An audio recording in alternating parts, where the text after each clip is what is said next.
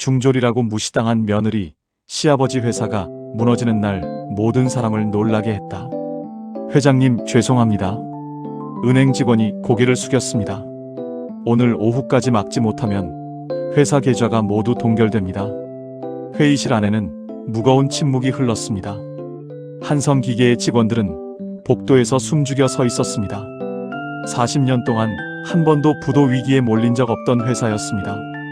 그런데 하루아침에 모든 것이 무너지고 있었습니다. 정호 회장은 떨리는 손으로 책상을 짚었습니다. 민서가 도대체 어떻게 된 거냐? 아들 민석은 아무 말도 하지 못했습니다. 그때였습니다. 회의실 문이 열렸습니다. 평소 회사 사람들에게 존재감조차 없었던 한 여자가 들어왔습니다. 바로 정호의 며느리 서연이었습니다. 아버님, 너는 여기 왜 왔느냐? 정호의 목소리는 차가웠습니다. 서연은 아무 말 없이 서류 한 장을 회의실 탁자 위에 올려놓았습니다. 이것부터 확인해 보세요. 박도현 재무이사가 서류를 집어들었습니다. 그리고 몇 초 뒤 얼굴이 굳어졌습니다. 이게 어떻게? 정호가 서류를 빼앗듯 받아들었습니다. 서류에는 지난 15년 동안 회사에서 발생한 이상한 자금 흐름이 날짜별로 정리되어 있었습니다. 그리고 마지막 장에는 뜻밖의 이름이 적혀 있었습니다. 박도현. 회의실이 얼어붙었습니다. 정호가 천천히 며느리를 바라봤습니다. 서연아, 이걸 내가 만든 거냐?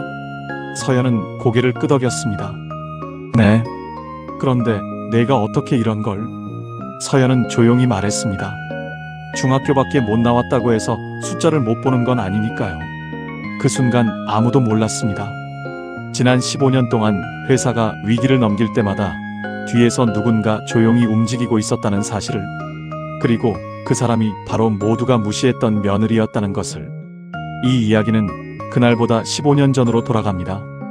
중졸 며느리가 우리 집에 들어오다. 15년 전, 민석이 서연을 집에 데려왔을 때였습니다. 정호는 서연을 한참 바라보았습니다. 학교는 어디까지 나왔나? 서연이 조심스럽게 대답했습니다. 중학교 졸업했습니다. 순간 식탁의 공기가 달라졌습니다. 영자가 젓가락을 내려놓았습니다. 중학교? 민석이 당황하며 말했습니다. 어머니, 서연이는 사람 정말 괜찮아요. 정호가 아들의 말을 끊었습니다. 사람이 괜찮은 것과 집안의 며느리가 되는 건 다른 문제다. 서연은 고개를 숙였습니다. 죄송합니다. 정호가 다시 물었습니다. 우리 회사가 어떤 회사인지 알고 있나? 네.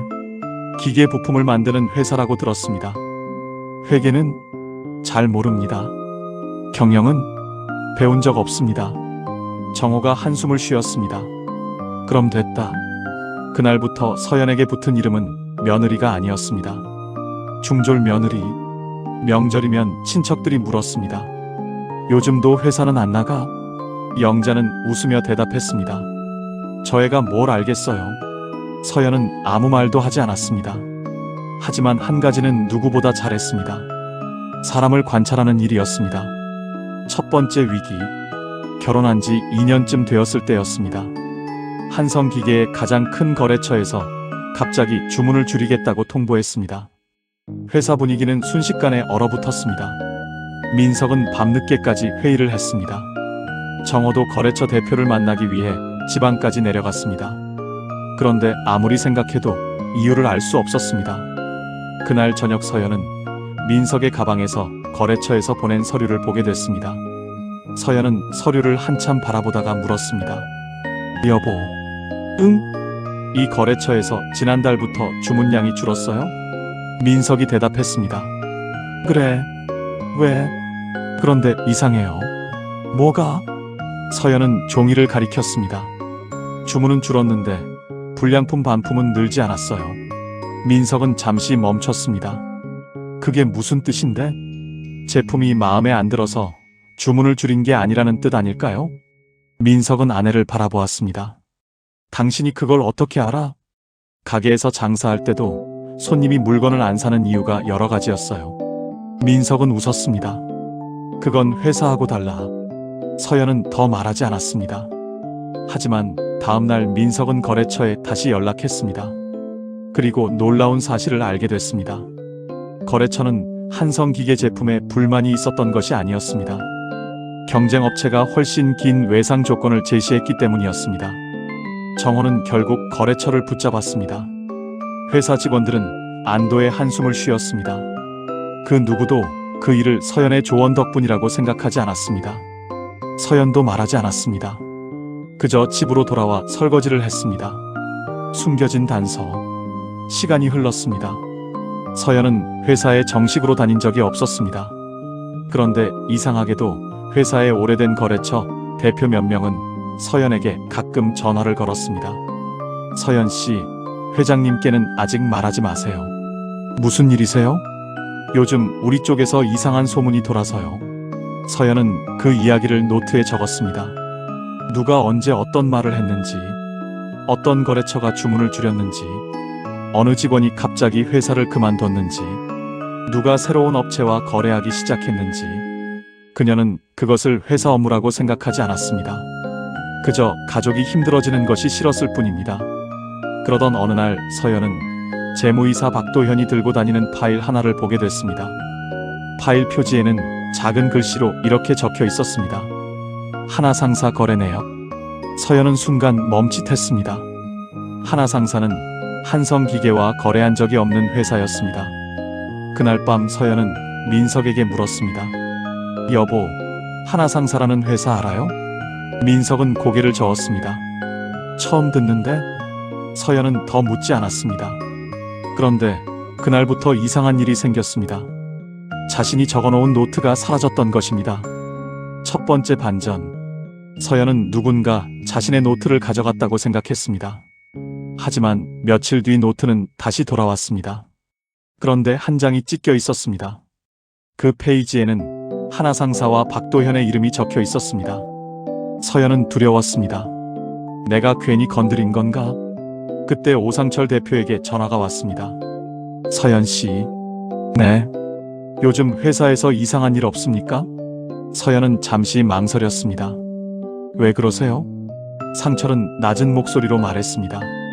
지난달부터 누군가 우리 회사의 한성기계의 거래 조건을 계속 흘리고 있습니다. 서연의 얼굴이 굳었습니다. 누가요? 그걸 찾고 있습니다. 그날 서연은 처음으로 확신했습니다. 회사 안에 누군가가 정보를 빼돌리고 있었습니다. 그런데 더 이상한 것이 있었습니다. 그동안 회사에서 문제가 생길 때마다 박도현이 해결한 것처럼 보였습니다. 하지만 실제로는 문제가 생기기 전에 누군가가 미리 막아왔습니다.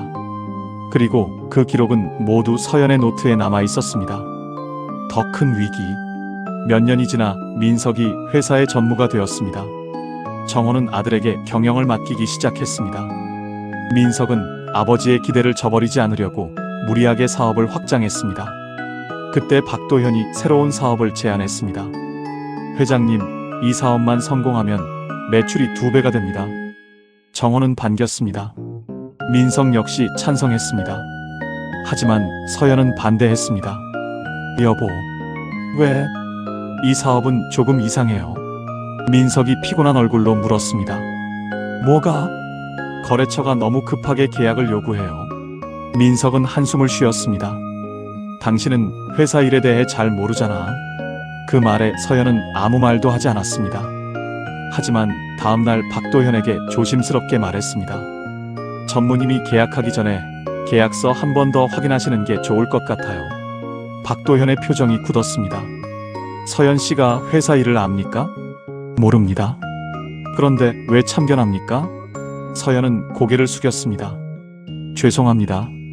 박도현은 웃었습니다. 다시는 이런 일에 끼어들지 마십시오. 서연은 돌아섰습니다.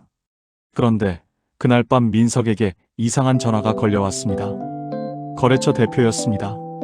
전무님, 그 계약하지 마십시오. 왜요? 계약서 마지막 조항을 잘 보십시오. 민석이 계약서를 다시 확인했습니다.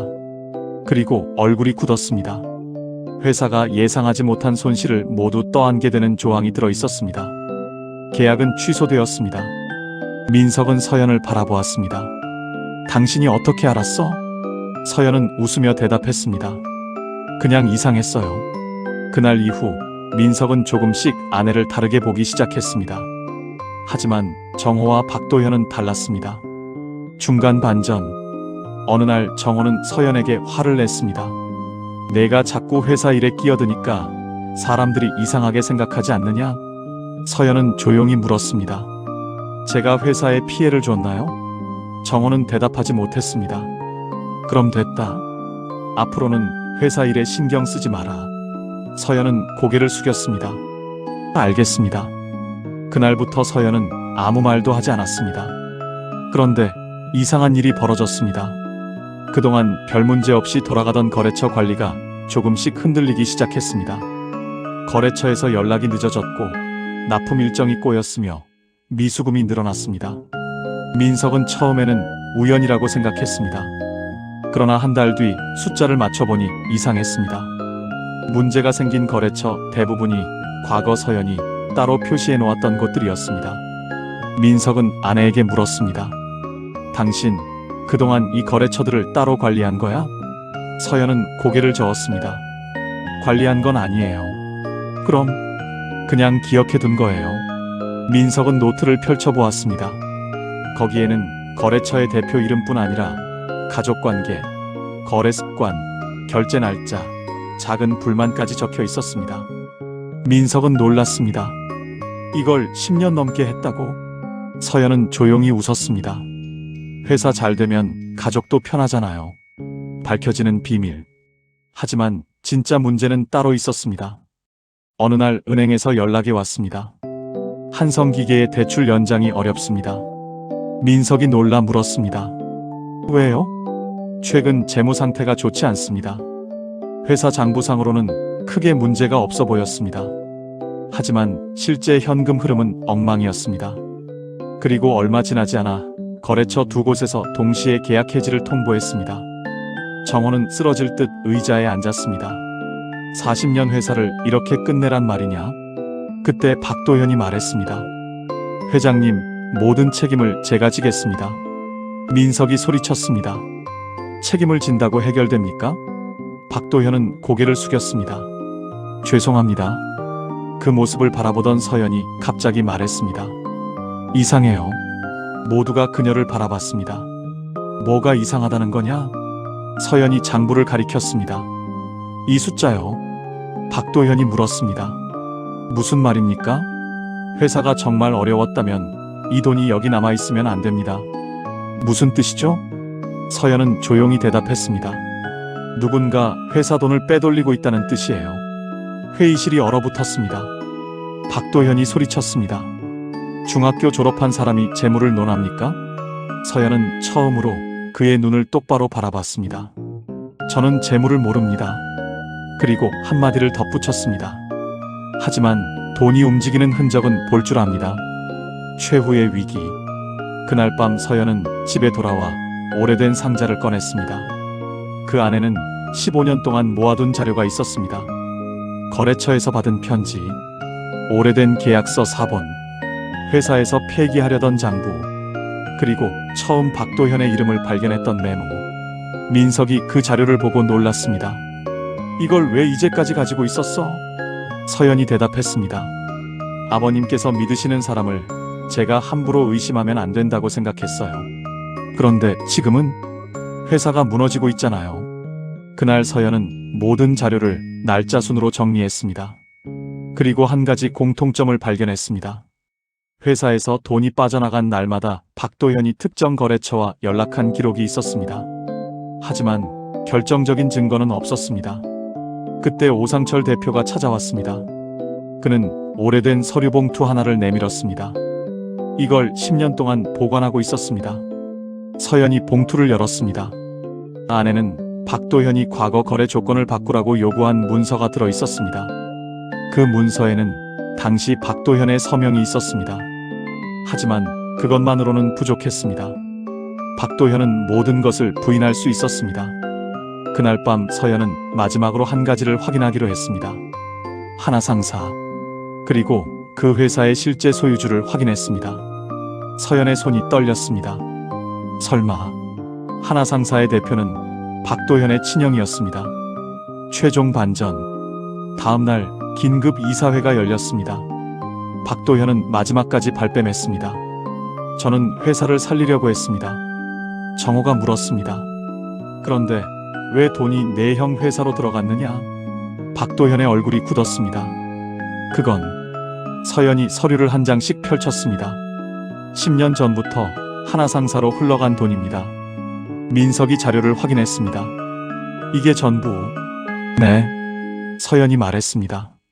그리고 회사가 위기에 빠질 때마다 경쟁업체가 우리 거래 조건을 미리 알고 있었습니다. 오상철 대표가 입을 열었습니다. 그 정보도 박도현 이사가 넘긴 겁니다. 박도현은 결국 고개를 떨구었습니다. 하지만 진짜 충격은 그 다음이었습니다. 정호가 서연을 바라봤습니다. 그런데 한 가지가 이해가 안 되는구나. 무엇이요? 회사가 이렇게 오랫동안 버틸 수 있었던 이유다. 서연은 잠시 침묵했습니다. 그리고 오래된 파일 하나를 꺼냈습니다. 이것 때문입니다. 파일 안에는 거래처별 위험도와 현금 흐름을 정리한 자료가 있었습니다. 정호가 한 장을 넘겼습니다. 이걸 누가 만든 거냐? 서연이 대답했습니다. 제가요. 민석이 놀랐습니다. 당신이? 네. 정호는 믿을 수 없다는 얼굴로 자료를 바라봤습니다. 그때 오상철 대표가 웃으며 말했습니다. 회장님, 정호가 그를 바라봤습니다. 사실 저희 거래처 대표들이 지금까지 거래를 계속 유지한 이유도 서연 씨 때문입니다. 뭐라고? 서연 씨가 회사에서 공식 직함은 없었지만 거래처의 작은 문제들을 누구보다 빨리 알아차리고 해결해 줬습니다. 정호는 며느리를 바라봤습니다. 왜 나에게 말하지 않았느냐? 서연은 조용히 대답했습니다. 아버님께서는 제가 회사 일을 할 자격이 없다고 하셨잖아요. 정호의 얼굴이 굳었습니다. 그 순간 서연이 마지막 서류를 내밀었습니다. 그리고 이것이 가장 중요한 자료입니다. 정호가 받아들었습니다. 그곳에는 15년 전 회사가 처음으로 큰 위기를 맞았던 날의 기록이 있었습니다. 그날 회사가 망하지 않았던 이유도 적혀 있었습니다. 서연이 거래처 대표들에게 직접 연락해 결제 기일을 조정하고 납품 조건을 바꾸고 직원들의 월급이 밀리지 않도록 거래처를 설득했던 기록. 정호의 손이 떨렸습니다. 이걸 네가 했다고? 네. 그동안 한 번도 말하지 않았느냐? 서연은 미소를 지었습니다. 제가 인정받으려고 한 일이 아니었으니까요. 정호는 아무 말도 하지 못했습니다. 진실과 감동적인 결말. 박도현의 범행은 수사기관의 조사를 통해 확인되었습니다. 빼돌린 돈의 규모도 밝혀졌습니다. 한성기계는 큰 위기를 겪었지만 완전히 무너지지는 않았습니다. 서연이 오랫동안 관리해온 거래처들이 다시 손을 내밀었기 때문입니다. 오상철 대표가 가장 먼저 말했습니다. 이번에는 우리가 돕겠습니다. 다른 거래처들도 하나둘씩 돌아왔습니다. 민석은 아내에게 말했습니다. 당신이 우리 회사를 살렸어. 서연은 고개를 저었습니다. 당신 회사가 아니라 우리 가족 회사잖아요. 그리고 어느 날 정호는 서연을 회사로 불렀습니다. 회의실에는 임원들이 모두 모여 있었습니다. 정호가 자리에서 일어났습니다. 오늘 내가 여러분 앞에서 꼭 해야 할 말이 있다. 사람들이 조용해졌습니다. 정호는 며느리를 바라봤습니다. 나는 이 사람을 15년 동안 학력으로 판단했다. 서연의 눈가가 붉어졌습니다. 중학교 졸업이라는 이유로 아무것도 모르는 사람이라고 생각했다. 정호는 잠시 말을 멈췄습니다. 그런데 회사가 무너질 때까지 회사를 지킨 사람은 내가 아니었다. 회의실의 시선이 서연에게 향했습니다. 바로 내 며느리였다. 정호는 천천히 고개를 숙였습니다. 그리고 모두가 보는 앞에서 서연에게 말했습니다. 미안하다. 서연은 당황했습니다. 아버님, 15년 동안 내가 우리 가족을 위해 한 일을 이제야 알았다. 정호의 목소리가 떨렸습니다. 학력이 사람의 가치를 정하는 줄 알았다. 내가 틀렸다. 민석도 눈시울을 붉혔습니다. 영자는 조용히 눈물을 닦았습니다.